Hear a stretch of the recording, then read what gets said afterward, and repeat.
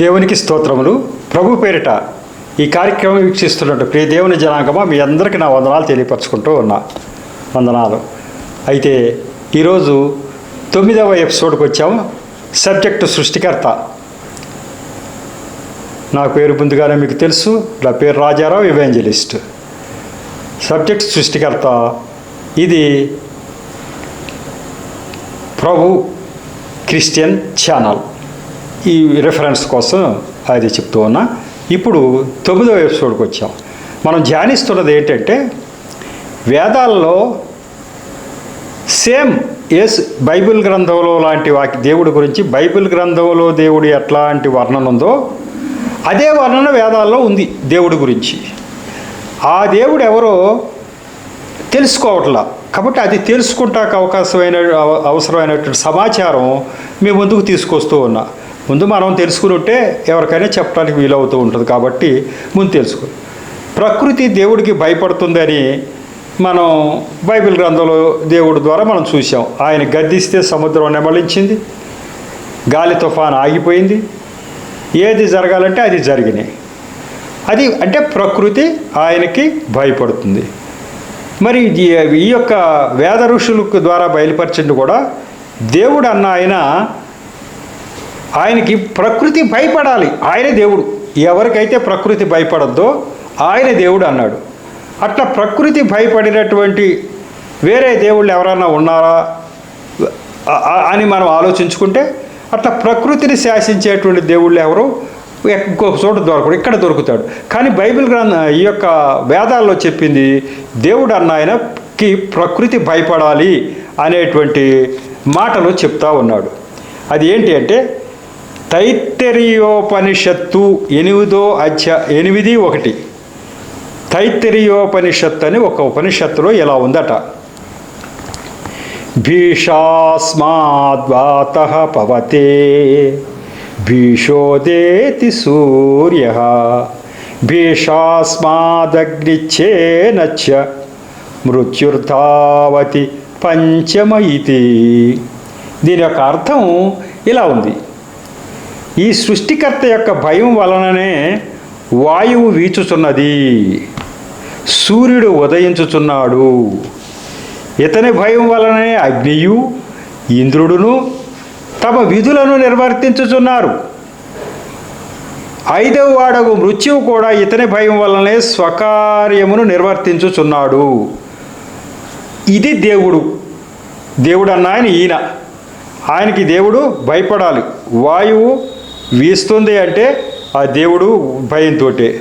సూర్యుడు ఉదయిస్తున్నాడు, అది జరుగుతుందంటే, ఈ గ్రహాలన్నీ తిరుగుతున్నాయంటే దేవుడు చెప్పిన మాట ప్రకారం భయంతో వణుకుతో అవన్నీ చేస్తూ ఉన్నాయి.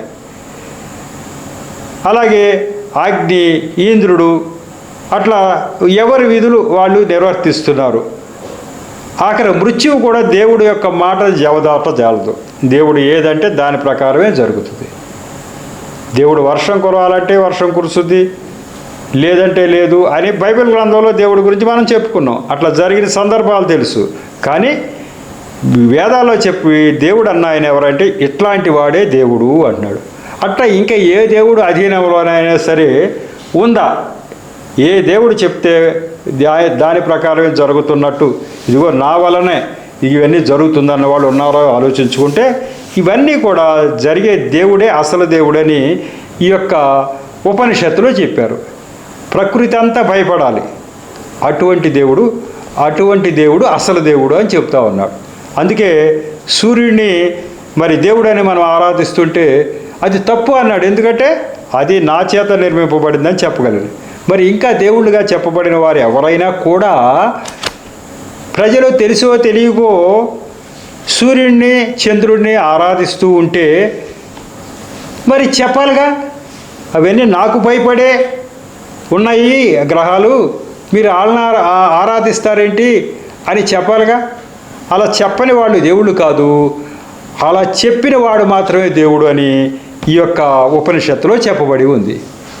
దానికి సంబంధించిన వాక్యం మరి ఇర్మియా గ్రంథం 5:22లో, అలాగే యోబు గ్రంథం 37:12-13లో ఉన్నాయి.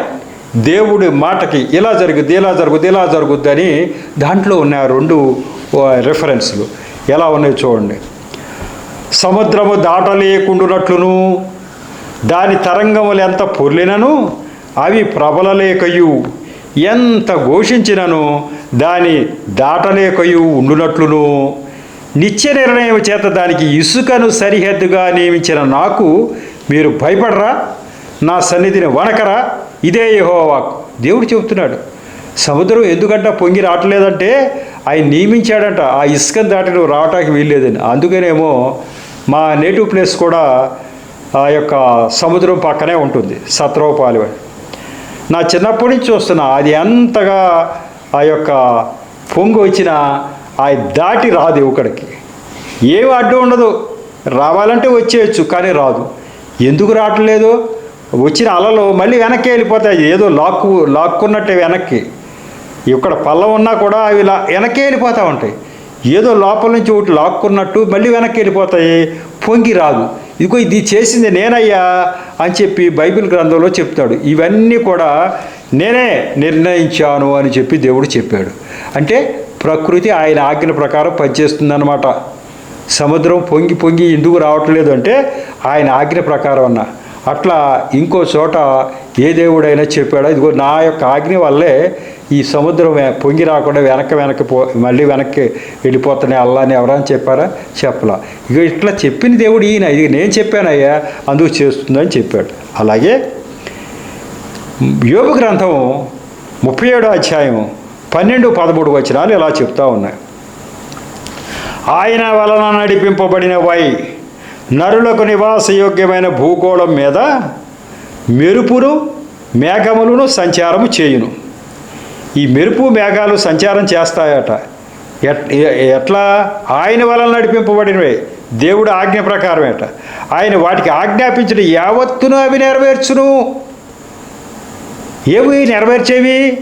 ఈ మెరుపులు మేఘాలు ఇవన్నీ కూడా దేవుడు చెప్పినట్టు. ఇక్కడ వర్షం కురువు అంటే అక్కడికి వెళ్తాయి ఆ మేఘాలు, వద్దు అంటే ఆ మేఘాలు అక్కడి నుంచి ఇంకో చోటుకి వెళ్ళిపోతాయి. ఇవన్నీ దేవుడు చెప్పినట్టుగానే చేస్తున్నాయట. ఏంటి? మళ్ళీ శిక్ష కొరకే కానీ, తన భూలోకము కొరకే కానీ, కృప చేయుటకే కానీ ఆయన ఆజ్ఞాపించిన దానిని అవి నెరవేర్చును. మళ్ళీ 2 పనులు ఉన్నాయి. వర్షం కురవాలి వద్దు అన్న విషయాల్లో ప్రజలకు మేలు చేయాలన్నప్పుడు నువ్వు వర్షం కురిపించు, తగ్గుమాత్రం అంటే వర్షం కురిపిస్తే, అలాగే శిక్షించాలన్నప్పుడు విపరీతంగా వర్షం కురువు అంటే విపరీతంగా వర్షం కురిసి శిక్షిస్తాయి.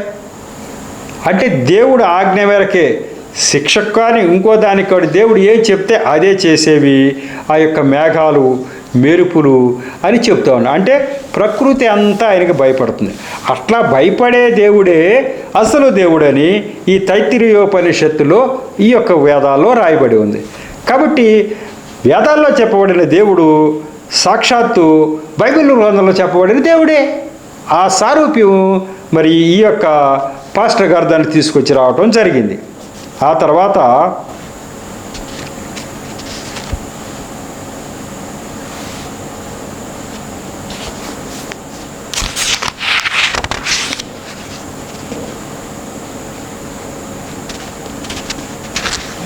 తర్వాత దేవుడు ఒక్కడే, ఈ విశ్వానికి ఒకే దేవుడు అని చెప్పాడు. మరి ఒకే దేవుడు అన్నప్పుడు ఇంతమంది దేవుళ్ళు ఏంటి, మతాలేంటి, కథ ఏంటి, ఏంటి? యొక్క శ్వేతాశ్వతరోపనిషత్తు అనే ఒక ఉపనిషత్తు ఉంది ఆ 108 ఉపనిషత్తులో. ఆ ఉపనిషత్తు 8-9లో ఇలా చెప్పబడింది. ఆ ఉపనిషత్తులో ఇలా చెప్పబడింది. నా తస్య కచ్చిత్ పతిరస్తి లోకే నా చేసిత నైవచ తస్య లింగం న కారణం కరణాధిపాధిపో నాస్య కచ్చిజ్జనిత నాధిప అని ఉంది. దాని అర్థం ఈ లోకములో దేవునికి ఎవ్వరు కానీ యజమాని లేడు.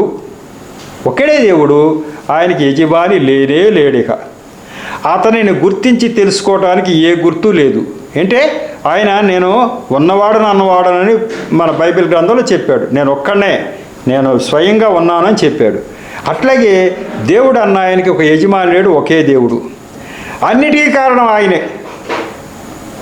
ఆ యొక్క బమ్మెరపోతన గారు చెప్తున్నాడే ఆ పద్యంలో చెప్తాడు, సర్వం తానే అయిన వాడెవడో అంటాడు. అక్కడ సర్వము తానైన వాడెవరో ఆయన కావాలన్నాడు. ఈయనట అన్నిటికీ కారణం ఆయనే, జీవాత్మలకు పాలకుడు ఆయనే. దేవునికి తండ్రి లేడు, ప్రభు లేడు. అంటే అసలు దేవుడు ఉన్నవాడు అన్నటువంటి ఆ త్రియేక దేవుడికి ఇంకా తండ్రి ఎవడన్నా ఉన్నాడా? ఆయన ఎవరికైనా పుట్టానో నేను ఉన్నవాడిని అంతే. అటువంటి ఆయన దేవుడని చెప్తా ఉంటే మరి వాళ్ళు దేవుళ్ళని వీళ్ళు దేవుళ్ళని మరి అనుకుంటున్నారేంటి? ఈ యొక్క ఉపనిషత్తులు చెప్పిన మాట ఏంటి, మనం అనుకోవటం ఏంటి? ఒకే దేవుడు కదా ఉండాల్సింది, ఆయన ఒకే దేవుడు అని చెప్తూ ఉంటే. కాబట్టి బైబిల్ గ్రంథంలో చెప్పబడిన వాక్యం ఏంటంటే ఆ యొక్క దేవుడి గురించి నిర్గమాకాండం 20వ అధ్యాయం 3-4 వచనాలు ఇలా చెప్తాను. నేను తప్ప వేరొక దేవుడు నీకు ఉండకూడదు. పైన ఆకాశమందే కానీ, క్రింది భూమి ఎందే కానీ, భూమి క్రింద నీళ్ళ ఎందే కానీ ఉండు దేని రూపమునైనను విగ్రహమునైనను నీవు చేసుకొనకూడదు. వాటికి సాగిలపడకూడదు, వాటిని పూజింపకూడదు. ఆ తర్వాత యెషయా 45:22లో కూడా చెప్తాడు, భూదిగంధముల నివాసులారా నా వైపు చూచి రక్షణ పొందుడు దేవుడున నేనే, మరి ఏ దేవుడును లేడు. ఇది బైబిల్ గ్రంథం చెప్తోంది. ఈ ప్రపంచంలో ఉన్న ప్రతి వాళ్ళు కూడా నా వైపు చూడండి, ఇంకొకళ్ళు లేరుగా. మీరు ఇంకో చూస్తాకి ఒకవేళ పొరపాటు పడి చూస్తున్నారేమో, ఇంకొకళ్ళు లేరు, నా వైపే చూడండి అని చెప్తున్నాడు. ఈ యొక్క ఆ ఉపనిషత్తులో కూడా చెప్పేది ఏంటంటే దేవుడు అన్న ఆయన ఒక్క ఆయనే. ఆయన ఎవరో కనుక్కోండి, ఒక్క ఆయనే, ఆయనకి పైన ఇంకెవ్వరూ ఉండరు. అటువంటి ఆయన దేవుడు. ఆ దేవుడు ఎవరో కనుక్కోండి, ఆయన ఒక్కడే ఉండాలి. ఇగో ఆయన ఒకడు, ఈయనొకడు కుదరదు. ఒక్క దేవుడే ఉండాలి, ఆయనే దేవుడని మన యొక్క వేద గ్రంథాలు చెప్తా ఉన్నాయి. దీన్ని మనం పరిశీలించుకోవాలి. ఇది ఎంతవరకు మరి మన గ్రంథాలు చెప్పిన దేవుడు ఒకే దేవుడు అంటే మనం బహుళంతమంది దేవుళ్ళని అనుకుంటున్నామే, ఇది తప్ప ఏంటి అని ఆలోచించుకోవాలి. అట్లాగే దేవుడు ఆత్మస్వరూపి అని కూడా చెప్పేశారు. దేవుడు మనం అనుకుంటున్నాం కదా, మామూలుగా అదేని ఇదేని ఆ రూపాలు ఈ రూపాలు దేవుళ్ళు అనుకుంటున్నాం. అలా కాదట. దేవుడు ఆత్మస్వరూపి. బైబిల్ గ్రంథంలో దేవుడు ఎట్లాగో చెప్పాడు, నేను ఆత్మస్వరూపిని అబ్బాయి. దేవుడు ముందే చెప్పేశాడు, నేను ఆత్మస్వరూపిని, నా ఆత్మతో సత్యతో. కానీ తేజోబిందు ఉపనిషత్తు 6:39లో కూడా ఇలాగే చెప్తున్నారట. ఉపనిషత్తులో ఏమంటారు? స్వయం బ్రహ్మణ సందేహ స్వస్మాదన్యన్న కించన సర్వమాత్మైవ శుద్ధాత్మా సర్వం చిన్మాత్ర మద్వయం అని చెప్తున్నాడు. నేను స్వయంగా సృష్టికర్తను. దేవుడు చెప్తున్నాడు ఈ యొక్క ఉపనిషత్తులో, నేను సృష్టికర్తను, సందేహం లేదు. నాకన్నా వేరైన వారెవ్వరూ లేరు. సర్వము ఆత్మయే, శుద్ధాత్మ, సర్వము చిన్మాత్రము, అద్వయము, నిత్య నిర్మల రూపాత్మ. ఆత్మ కన్నా వేరుగా మరొకటి లేదు. నేను ఆత్మరూపంలో ఒకే ఒక దేవుణ్ణి అని ఉపనిషత్తు చెప్తా ఉంది. మరి ఆత్మరూపం కాకోకుండా దేన్ని పడితే దాన్ని మనం దేవుడు అనుకోవటం ఎంతవరకు సబబు? మన గ్రంథాల్లో చెప్పినటువంటి ఈ మాట మనం పరిశీలన చేయాల్సి ఉంటుంది. బైబిల్ గ్రంథంలో ఎప్పుడో చెప్పేశాడు, నేను ఆత్మస్వరూపుడు, ఆత్మతోటే ఆరాధించాలి, కానీ విగ్రహ రూపంలో కానీ విగ్రహం కానీ మీరు చేయటానికి వీల్లేదని దేవుడు ఆజ్ఞాపించాడు. కాబట్టి నేను ఆత్మస్వరూపుడు అనే మాట బైబిల్ గ్రంథంలోనే కాదు, ఈ యొక్క గ్రంథాల్లో కూడా వేదాల్లో కూడా ఉంది. దీన్ని బట్టి ఆలోచించుకోవాలి. వేదాల్లో ఈ మాటలు రాయించింది ఎవరు? వేదాల్లో ఈ మాటలు ఎట్లా రాయించారు అంటే దేవుడు ఆ యొక్క మునుల ద్వారా రాయించడం జరిగింది. కాబట్టి ఆత్మరూపం నాదని ఆదికాండంలో 1వ అధ్యాయం 1-2లో చెప్పబడి ఉంది. మరి ఆ ఒక్క వచనం మన బైబిల్ రిఫరెన్స్ చెప్పుకుంది. ఆది యందు దేవుడు భూమి ఆకాశములను సృజించారు. భూమి నిరాకారముగాను శూన్యముగాను ఉండెను. చీకటి అగాధ జలము పైన కమ్మి ఉండెను. దేవుని ఆత్మ జలముల పైన అల్లాడుచుండెను, చెల్లించుచుండెను. దేవుడు ఆత్మరూపంలో జలముల పైన ఉన్నాడు. అట్లా కదులుతూ ఉంటే అల్లాడుచుంటాం అంటే దేవుడు ఆత్మ కదులుతూ ఉంటుంది. కాబట్టి దేవుడు ఆత్మ ఉంది. మొట్టమొదటిగా ఆత్మే దేవుడు అని చెప్తున్నాడు. కాబట్టి ఆ యొక్క దేవుడు, ఈ యొక్క వేదాల్లో ఉన్న దేవుడు, బైబిల్ గ్రంథంలో దేవుడు ఒకటే అని మనం ఆలోచించుకోవటానికి ఈ రెండింటిని పోల్చి ఈ యొక్క పాస్టర్ గారు చూపించడం జరిగింది. అలాగే మరి ఇంకొక ఇంకొక కొన్ని వచనాలు మనం ధ్యానించుకుందాం. తన వాక్కు ద్వారా భూమి ఆకాశాలను కలగజేశాడని బైబిల్ గ్రంథంలో చెప్పాడు. మరి ఇతర గ్రంథాల్లో ఏదేదో దేవుళ్ళు వాళ్ళు పుట్టారు పెరిగారు అంతా అయిపోయింది. కానీ వేదంలో మట్టికి దేవుడట వాక్కు ద్వారానే నేను సృష్టించేశానని చెప్తున్నాడు. ఆ దేవుడు ఎవరు? నేను వాక్కు ద్వారా చేశానన్న అంటే ఏంటి?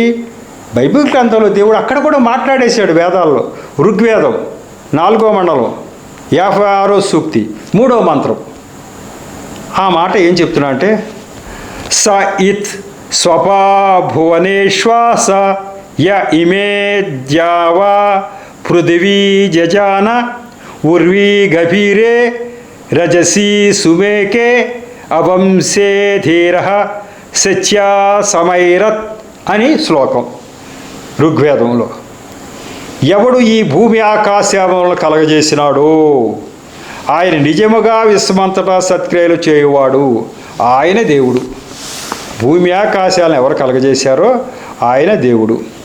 ఆయన తాను సంకల్పించిన దాని విషయంలో దృఢచిత్తుడు.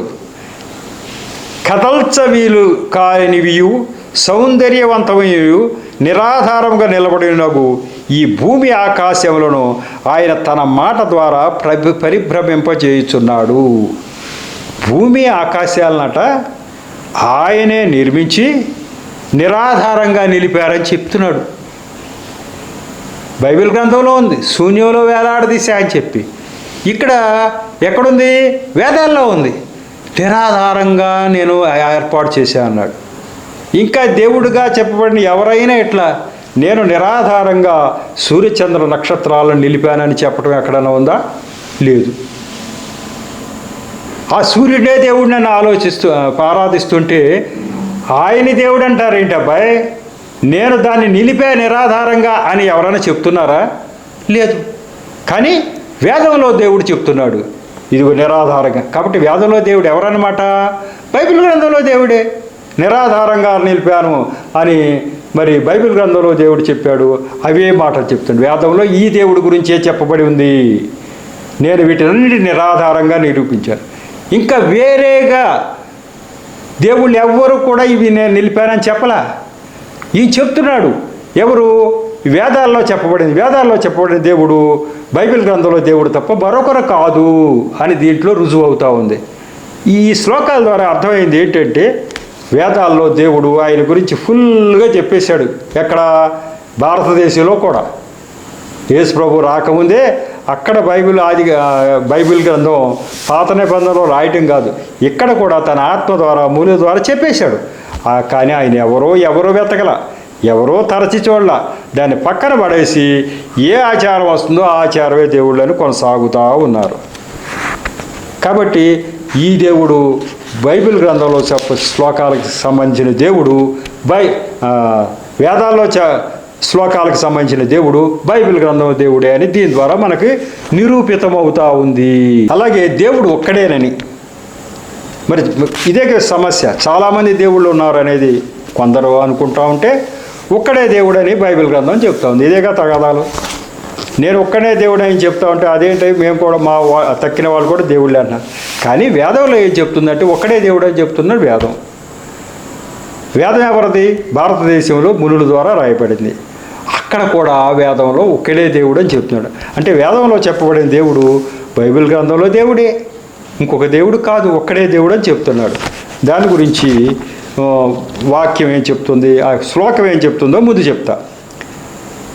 న మృత్యురాసీదమృతం న తర్హి నరాత్యా అహ్న ఆసీత్ ప్రకేతః ఆనీదవాతం స్వదయా తదేకం తస్మద్ధాన్యన్న పరకించనాస అని ఋగ్వేదం 10వ మండలం 129వ సూక్తం 2వ మంత్రం చెప్తా ఉంది.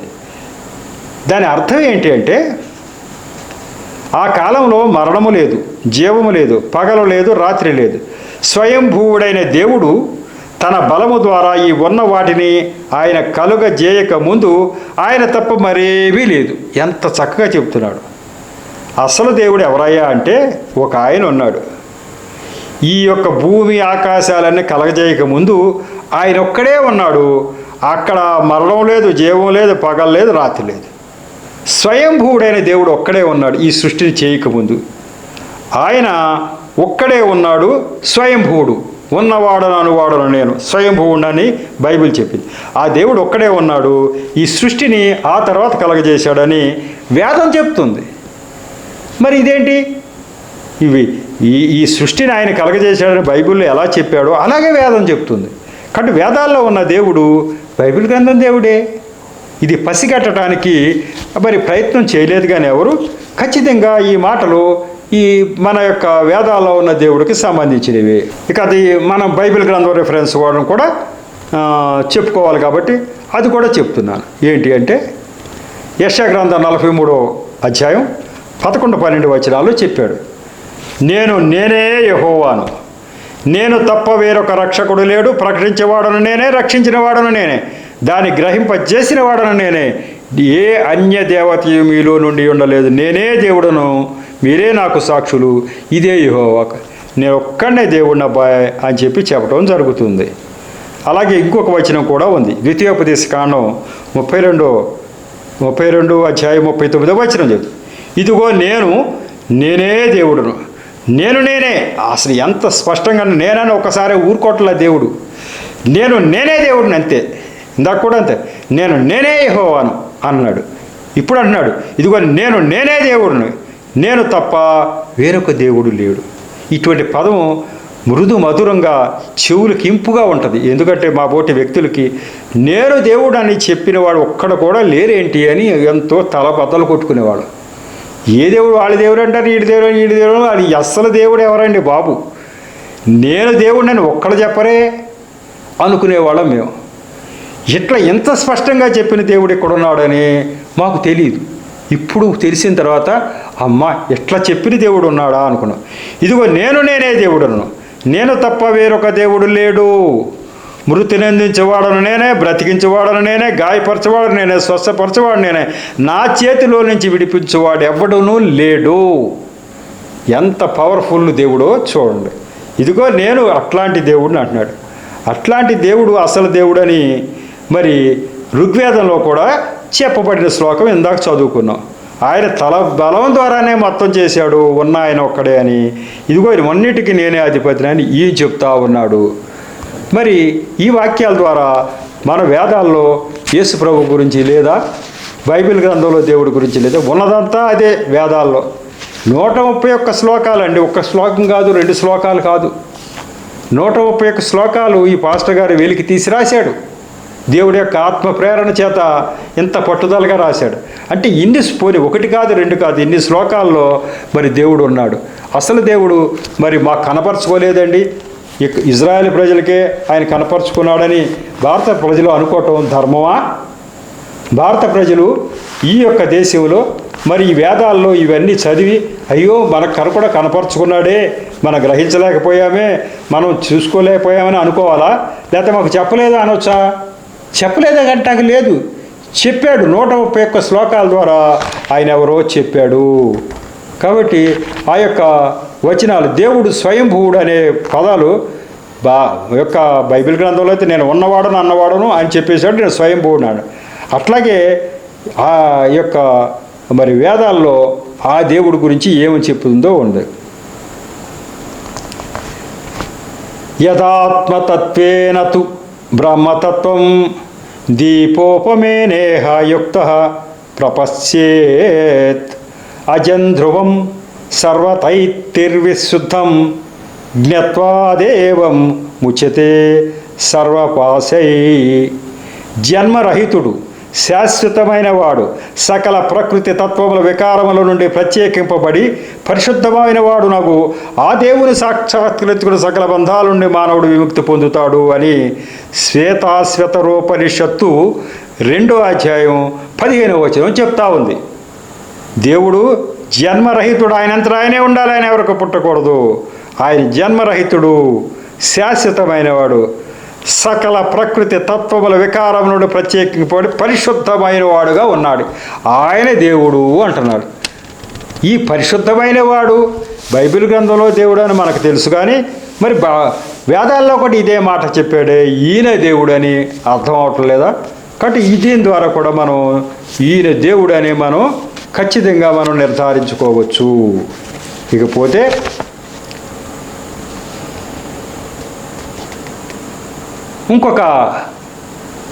ఇంకొక మాట ధ్యానించుకుని మరి ఇక్కడతో సమయం అవుతుంది. ఈ ఒక్క మాట ధ్యానించుకుని మనం ఈ ఎపిసోడ్ని కంప్లీట్ చేద్దాం. ఇది 9వ ఎపిసోడ్. దేవతలను ఆరాధించరాదు అని ఎవరు చెప్తున్నారు? బైబిల్ గ్రంథంలో దేవుడు చెప్పాడు, బాగానే ఉంది. క్రైస్తవుల దేవుడు చెప్పాడండి అన్న. మన దేవుళ్ళు ఎవరు చెప్పలేదు. చెప్పకపోవటం ఏంటండి? ఉపనిషత్తులో దేవుడు చెప్పాడు. మహోపనిషత్తు 60వ అధ్యాయం 20వ వచనంలో దేవుడు చెప్పాడు, సంత్యజ్య హృద్గుహేశానం దేవమన్యం ప్రయాంతియే తే రత్నమభివాంఛంతిక్ష హస్తస్థ కౌస్తుభా. దీని అర్థం, ఎవరైతే తమ హృదయ గుహయందున్న పరమేశ్వరుని విడిచి ఇతర దేవతలను ఆరాధింతురో అట్టివారు చేతి అందలి కౌస్తుభమణి విడిచి ఇతరమగు రత్నమును కోరువారే యగుదురు అని చెప్తుంది. ఎవరైతే తమ హృదయంలో ఉన్న పరమేశ్వరుడు ఆ సృష్టికర్తని విడిచిపెట్టి, సృష్టికర్త ఎక్కడున్నాడండి? హృదయంలో ఉన్నాడు ఆత్మరూపంలో. ఆయన్ని విడిచిపెట్టేసి ఇతర దేవతలు, అక్కడ ఒక దేవత, ఇక్కడ ఒక దేవత, ఇక్కడ ఒక విగ్రహాలలో ఉన్నటువంటి ఇతర దేవతలను ఆరాధిస్తూ కూర్చుంటారో అట్టి వారట చేతి అందలి కౌస్తుభమణి విడిచిపెట్టేసి, కౌస్తుభం అంటే విలువైన మణి, కౌస్తుభం అంటే విలువైన మణి. ఆ మణి చేతిలో ఉంది, దేవుడు మన చేతిలో పెట్టాడు దాన్ని, అంటే హృదయంలో పెట్టాడు దాన్ని. థు అని దాన్ని ఒకటి పారేసి ఆ మణిని ఇతరమైనటువంటి ఏ రాయి రప్పను కోరుకుంటున్నా, అది తప్పు. దేవతలను కోరుకుంటున్నా అంటే అది తప్పు. దేవతల్ని ఆరాధించరాదు, అసలు ఆయన్నే ఆరాధించాలని ఇది చెప్తున్నాడు. ఇక మరి ఇది మన బైబిల్ గ్రంథంలో ఖచ్చితంగా ఉంది. ఆయన ఏమన్నాడు? దేవతలను ఆరాధించవద్దు అని చెప్పడమే కాకుండా అసలు ఏ దేవుడు కూడా మరి లేడు అని చెప్పినప్పుడు ద్వితీయోపదేశకాండం 8వ అధ్యాయం 19వ వచనం ఎలా చెప్తా ఉంది, నీవు ఏమాత్రమైనను నీ దేవుడైన యెహోవాని మరచి ఇతర దేవతలను అనుసరించి పూజించి నమస్కరించిన యెడల మీరు నిశ్చయముగా నశించిపోదురని నేడు మిమ్మల్ని గూర్చి నేను సాక్ష్యం పలికి ఉన్నాను అని ద్వితీయోపదేశకాండంలో చెప్పాడు. నువ్వు పొరపాటు పడి ఏదైనా దేవతలను అనుసరిస్తే అంట నువ్వు నిశ్చయముగా నశించిపోతావు అంటున్నాడు. ఎంత పాపమో చూడండి, అసలు దేవుడిని వదిలిపెడితే. అట్లాగే మరి ఉపనిషత్తు, మహోపనిషత్తులో కూడా అదే చెప్పాడు, అసలు దేవుడు ఈయన అని చెప్పి. కాబట్టి దగ్గర చాలా చాలా శ్లోకాలు కవర్ చేసాం. ఇంకా అనుకోవటం ఇంకొక ఎపిసోడ్లో కొన్ని శ్లోకాలు కవర్ చేసి ఈ సబ్జెక్టు ఎంతటితో మరి ముగింపు తీసుకొద్దామని నేను అనుకుంటున్నాను. ఎందుచేత అంటే అన్ని శ్లోకాలు చదవటం కూడా ఇబ్బందే, మీకు అర్థం అవ్వదు. కాబట్టి ఇంపార్టెంట్ శ్లోకాలు మటుకు తీసుకొచ్చాను. ఇంకొన్ని శ్లోకాలే మిగిలిన ఇంపార్టెంట్ శ్లోకాలు, అవి తర్వాత ఎపిసోడ్ 10వ ఎపిసోడ్లో తీసుకెళ్తాను. ఈ 9వ ఎపిసోడ్ అయితే ఎంతటితో ముగించుకుందాము. ఇప్పుడు చిన్న ప్రార్థన చేసి ముగిస్తా. కృపగల దేవ, మహాపరిశుద్ధుడా, ప్రేమగల తండ్రి, ప్రభువా మీకు వందనాలు, స్తోత్రాలు చెల్లించుకోండి. ఈరోజు ఈ 9వ ఎపిసోడ్ సృష్టికర్త విషయంలో ప్రభువా వేదాల్లో సృష్టికర్త ఎలా బయలుపరుచుకున్నారో ఆ విషయాలన్నీ కూడా చెప్పడానికి మీరు నాకు సహాయం చేశారు. నా నోటి ద్వారా మీరు పలికించారు. అలాగే బిడ్డల హృదయాలు తెరిచి విషయాన్ని గ్రహించుకునే శక్తిని దయచేసినందుకు వందనాలు, స్తోత్రాలతో ప్రభువా ఇక ముందు ఎపిసోడ్ కూడా మీరు దీవించమని ప్రభు ఈ కార్యక్రమం విషయంలో ప్రతి బిడ్డను, టీవీ యాజమాన్యం, టీవీలో పనిచేస్తున్నారు ప్రతి బిడ్డను ఆశీర్వదించమని మా ప్రభువును రక్షకుడైన యేసు నామములో పరమ తండ్రిని ప్రార్థించి వేడుకుంటున్నా తండ్రి, ఆమేన్. మరొకసారి మీ అందరికీ నా వందనాలు తెలియపరచుకుంటూ ఉన్నా.